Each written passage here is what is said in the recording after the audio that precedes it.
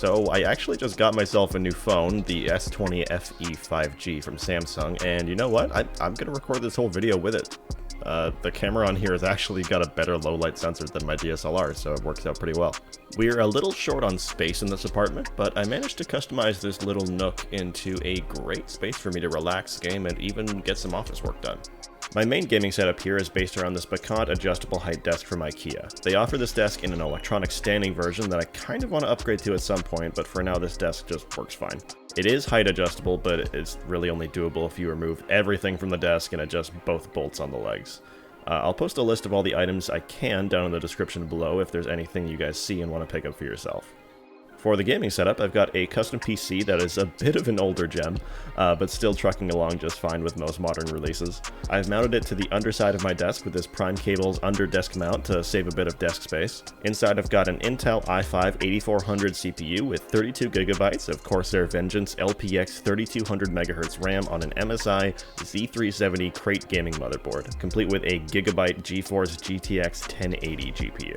This system is definitely due for an upgrade at some point, but with the way that it's still able to handle games like Halo Infinite at 70 to 144 FPS consistently, I'm sitting just fine for now until I decide to pull the trigger.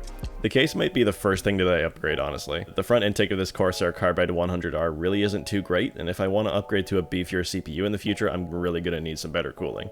The cable management under here, I would probably give it a B- from me. From any standing position in the room, you can't see any cables, but when you take a closer look, it's a little messier than I'd like. At some point soon, I'll pick up a cable management tray of some sort, because this net solution on the Bacant desk from Ikea just really doesn't help. I've got a bit of a mismatch of monitors here, but for a gaming setup on a budget that consists of a few things that I've had for over a decade, I don't think it's doing too bad actually. For the primary display, I've got a 24-inch BenQ Zowie XL2411P at 144Hz and 1 millisecond response time at 1080p resolution. Beside that on the left, I've got a 21-inch Acer H213H 1080p monitor at 60Hz that came with my first ever gaming PC back in 2010. I've thought about replacing it a few times, but this thing is still kicking fine surprisingly, and honestly I'm really curious to see how long it'll last. Since it's a side monitor anyway, I've only really needed max of 60 FPS to watch videos on the side or look at chat on Discord. On the right I have a 32-inch Sharp TV at 60Hz refresh rate as well, which is also great for just watching videos and such. I run both Wallpaper Engine and Rainmaker to achieve this effect on my desktop, with each of these tiles here actually corresponding to a shortcut to launch some games. For my peripherals, I have a Blackwidow V2 keyboard with clicky razor green switches that I purchased back in 2017. I love utilizing the extra buttons for macros, and the keyboard has been running extremely well since day one. I've considered replacing it a few times, but there's really no point to it yet. I have, however, recently picked up a Tazar or Tazair TK61 60% keyboard with Gateron optical red switches. Is it Gateron? I like to do some late night typing here and there, so I purchased this keyboard and added some O-rings to it to make the keyboard even quieter. This way I don't have to wake people up when I'm pounding away on my keyboard with some random story ideas I had right before bed. I figured this keyboard would be a great entry-level keyboard as well to test out how I feel about getting into custom keyboard buildings and stuff like that. Maybe I'll make a video about that later on, but otherwise I am really enjoying this keyboard so far. I've even got this really nice Thocky enter key.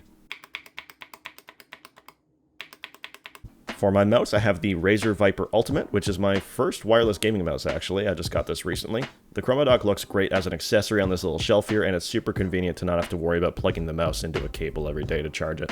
It may look to some people like I don't have much room here to move the mouse around, but I usually do play with a bit of a higher DPI, so this amount of real estate on my mouse pad really does work for me. Over here is one that a lot of people are kind of on the fence about, whether it's a good thing or a bad thing, but I did recently buy the Razer Tartarus on sale a little while back on Amazon. I fully knew when I bought it that I might hate it and just return the thing immediately, but to my surprise I actually wound up loving it. Anytime I'm playing a game with a mouse and keyboard now, I usually wind up using this as my gamepad. The ergonomics aren't perfect, and I needed to remap a few keys right off the bat, but I'm overall very happy with it. I set up a few profiles that let me use it as a handy macro pad, and the scroll wheel on it is especially nice for things like volume adjust or changing your brush size in photo editing software like Photoshop and such. It matches the clicky switches on my keyboard, but they also sell an analog version of this keypad that I'd love to upgrade to at some point if this one ever fails on me. Now, for the chair, I swear I'm not a Razer fanboy. I know it looks like that, but this Razer Iskra chair really is the best chair I've ever owned. It's kind of pricey, but the ergonomic design of this chair is really good, even 6 months after I bought it, especially the moving lumbar support that's built in. All of my peripherals are sitting on top of this 90 centimeter by 40 centimeter desk pad I got off Amazon. There's a little wireless phone charger here from Anchor sitting in the corner too.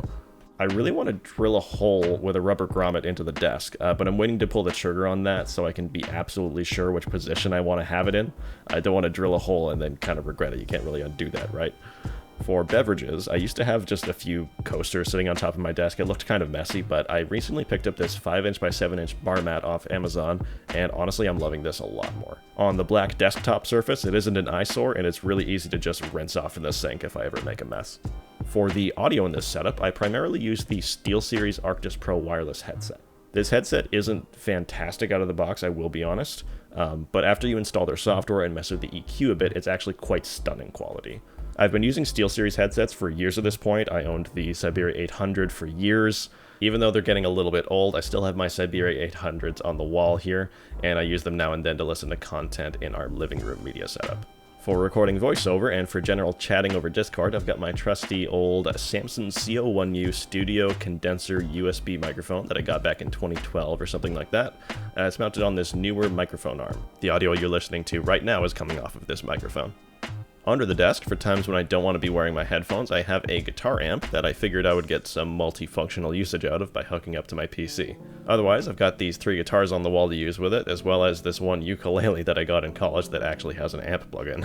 I've got a, wait for this jumbling of characters, a Brother HL-L23909DW laser printer. I use this for work as well as printing out some D&D notes for myself on occasion. Laser printers are known for being much more resilient than inkjets, and I love how long the cartridges last. This little setup on the side also acts as my charging station for most equipment or devices. Above that we have the now oh so classic, beloved Ikea Pegboard. I have a few tools for easy access here, as well as my extra sets of glasses when I feel like switching things up. My Xbox One and PS4 Slim are stationed right over by the TV, even though I rarely play that old Xbox anymore. The controllers for them are mounted right above this little shelf on my main desk with some adhesive controller hooks I found on Amazon. These are really nice. The TV itself is mounted to a Sanus brand mount on top of a Calyx unit from Ikea. I think you can see that we like Ikea so far. I've got a couple of wooden crates and a Calyx cube insert for storing some random wires, hats, microfiber cloths, and just a bunch of random things. As for this slightly mismatched feature, this cupboard in the corner of my setup was brought over here once we upgraded our pantry in the kitchen to something bigger, but we didn't want to just ditch it, so to try and make it fit in, I tried putting primarily white things on top so I could make it a bit of a feature than an eyesore. I'm fairly happy with it now, actually. I enjoy the accents that can be added with the RGB backlighting, and everything white on top like this Google Nest Wi-Fi router actually looks kind of nice to me. I actually homebrew beer as another hobby of mine, and this Brimnes cupboard from Ikea right here is where I keep most of my dry ingredients like hops, grains, etc. On top we've got a Google Nest mesh Wi-Fi system with the other 2 access points scattered around the apartment. Using this, we're actually able to fully utilize the speeds of our connection anywhere in the apartment, as well as out on the balcony. Right above it, I've got my first ever Xbox 360 on here to kind of reminisce on the good times playing games like Halo 3 and Modern Warfare back in high school. You'll notice the Wi-Fi router is a little bit elevated due to this lac shelf from Ikea. I bought this shelf to kind of put in the corner over here in the room, but they didn't make this room square. But I figured I would use it in some kind of fun way anyway. Above the cupboard we have, oh boy, wait for it, another Ikea pegboard. There was a partnership between ASUS and Ikea recently that brought with it a few neat additions to their pegboard accessories, namely this magnetic piece right here. It works really well for some handy things I need, like this multi-tool, a knife for opening packages, some tweezers for handling small electronic pieces and screws, as well as my webcam that conveniently has a metal band on it. Up here is where I store the Tazar, whatever, TK61, and below that is the Opular electronic duster. If you're thinking about switching to one of these, just know that they aren't quite as powerful as compressed air cans, but they do result in much less waste. We've got the Siberia 800 headset that I mentioned before, as well as this now falling apart set of CB3 Hush Bluetooth headphones. Despite the subpar PU leather that's flaked off, these headphones actually work pretty well still. That said, I do need to replace them with a better option. If you have any suggestions for a well-priced Bluetooth headset, let me know down in the comments. Aside from that, we've got an Amazon Fire 7-inch tablet for on the go, some X-Acto knives, keycap pullers, and some USB drives and adapters, just if I need to grab them quickly. These guitars here on the wall have largely been for decoration over the last couple of years, as I've fallen out of practice on guitar, actually. In our previous apartment, we were in a basement, so we didn't really want to disturb our neighbors, but in this apartment, we actually have cement walls, so we don't really have to worry about that too much. Beside my desk, I have this little side table with a few drawers. In the top one, I keep some twist ties, batteries, stuff like that, just some little stationary things. And in the bottom, I keep a bunch of retro gear, like my Nintendo DS, my Game Boy Color, stuff like that. Oh, and I've got this Spider-Man mask, just in case the city needs me, or if I need to feel more immersed while playing Spider-Man. My mum actually worked for Nintendo when I was a kid, so I've amassed quite the collection of retro gear over the years. Speaking of which, I've got a couple of shelves on this Billy bookshelf from Ikea, yes, Ikea again, that are very Nintendo focused. We've got the N64, the GameCube, the original Nintendo, and even a still working Virtual Boy.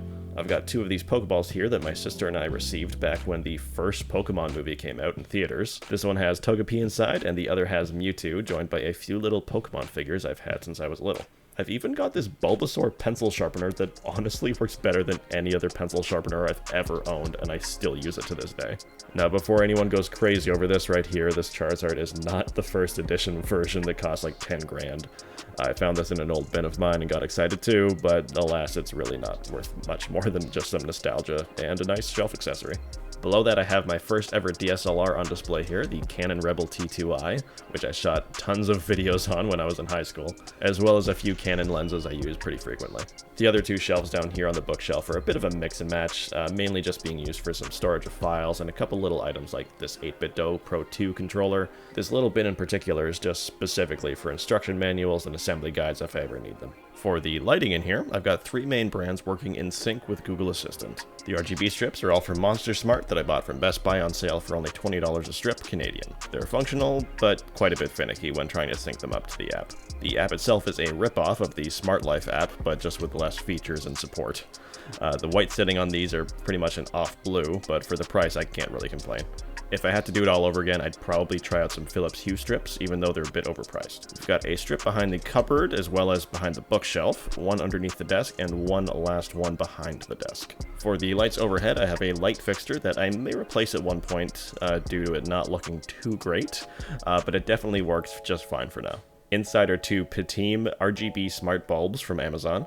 I believe these are just kind of a generic brand that a lot of different brands have, because I have bought these same bulbs under the different brand before. They're very color accurate for my needs, and they have a great range of color temperature adjustment for just their white light setting. Lastly, up here on the bookshelf, we have the Starlight Galaxy projector from a random brand on Amazon. If you look for these on Amazon, you'll find a heck of a lot of them under different brand names, but they're all pretty much the same thing. I drilled a hole into the back of the bookshelf to help hide the cable, and the cables for the RGB strip and projector are just kind of sitting here, so I definitely want to get some cable trunking to help hide those a bit. For the time being, though, this guitar stool will work just fine to help hide them a bit.